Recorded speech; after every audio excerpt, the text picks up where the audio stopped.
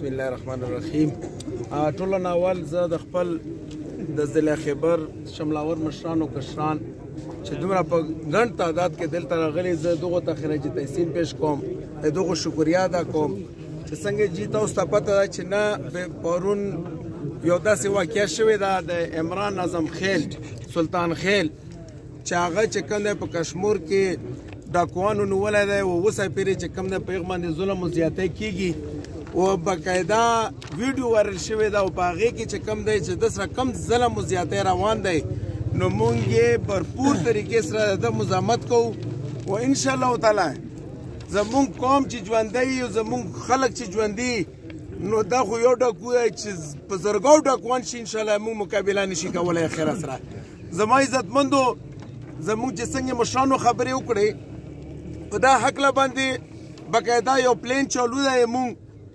زه ټولو ناول د پیپل پارټي چیرمین آصف زرداری ته، اوس را چې کم دی بلاول زرداری ته، اوس را چې کم دی سی ایم سند مراد علي شاه صاحب ته، آی جی سند ته، اوس را چې کم دی زه خپل د کی پی کې سی ایم محمود خان صاحب ته زه دا گزارش کوم، التجا کوم چې مهرباني دې وکړه شي چې موږ دې په امتحان کې ماخلي که کله هم زموږ برداشت لبریز نه بهر شو، نو بیا به چې کوم دی دا شی د موږ لاس نه وځي. زه د ټولو ناول زه دغو ته دا ریکویسټ کوم، په ښه خبره باندې کوم، او چې کله بیا موږ مجبور شو نو بیا الحمدلله زه خپله محب وطن یم چې زه د خپل د وطن د ولس خدمت او حفاظت کولی شم، نو زه د خپل بچیم کولی شم. دا حق مانه هېڅوک هم نشي اخیستی، او که بیا دا ناکامه وي او دا پوهېږي چې موږ دا کار نشو کولی، نو قرار یې په کورونو کې د څملي. موږ الحمدلله موږ کې دومره طاقت او همت شته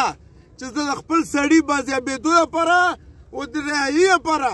زه خپل اقدامات کولی شم. خو ګوره یو خبره بله کوم، او دا په اردو کې ځکه ورته کوم چې دا ټول د سند ایوانونو له ورسیږي. سب سے پہلے میں آصف علی زرداری کو، उसके बेटे बिलावल जरदारी को, उसके बाद मुराद अली शाह साहब को, और उसके बाद आईजी सिंध को मैं और उनके जितने भी जो, और स्पेशली मैं कश्मीर के एसएसपी को जो इस वाक़े में मुलविस है, इस वाक़े में मुलविस है, अगर मेरे बंदे को कुछ हुआ तो आप यकीन माने अल्लाह की कसम मैं कह के कहता हूँ कि आप इन चीजों का मेरे बंदे का जिम्मेवार होंगे, और मैं अपने बंदे का एक एक जुल्म आपका जो है ना आपसे इसका बदला लूंगा. और इंशाअल्लाह ताला ये हकीकत है जिस तरह हमारे बड़ों ने बोला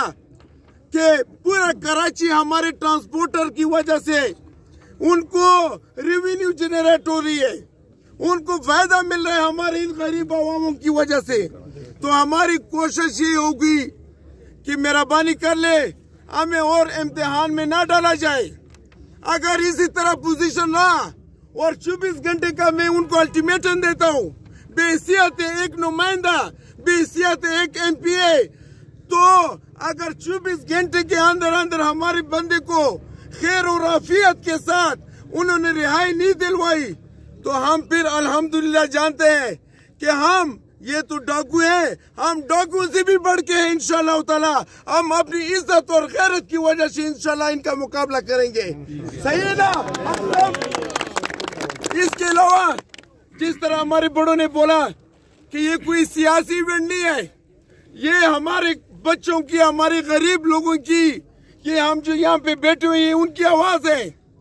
हम अपने जो हमारे दर्द और जुल्म मजलूम लोगों की ये आवाज है. हम यहाँ पे जब बैठे हैं तो ये सिर्फ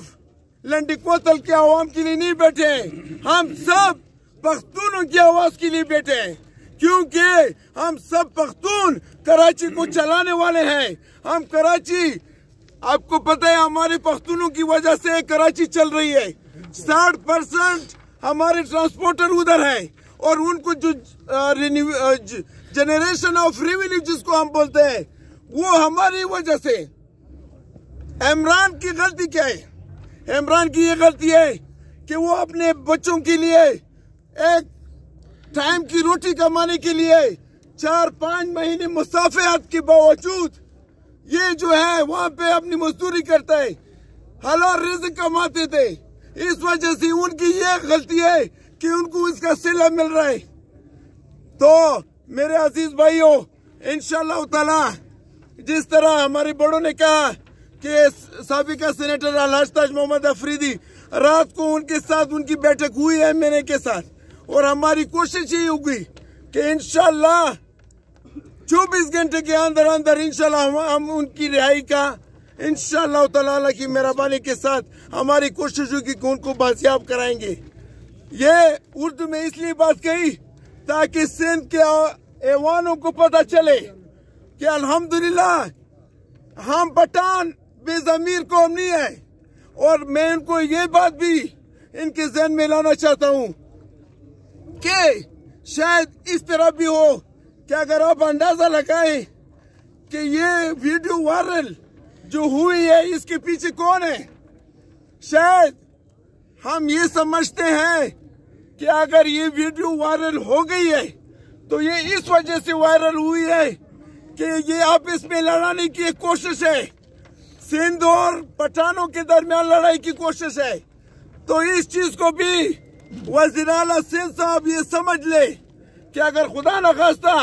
ये चीज बढ़ गई तो फिर हमारी गिरफ्त से भी बाहर हो जाएगी, फिर आप रोएंगे और इंशाल्लाह हम उस वक्त तक ये अमन धरना ये पूरे पाकिस्तान में इंशाल्लाह हम इनको पिलाएंगे। और इंशाल्लाह उस वक्त तक कि जब तक सिंध हुकूमत ने हमें जिम्मेवारी नहीं दी, वो उन्होंने रिस्पांसिबिलिटी कबूल नहीं की हो, उस वक्त तक हम पूरे मुल्क गिर इंशाल्लाह एहतजाज करेंगे।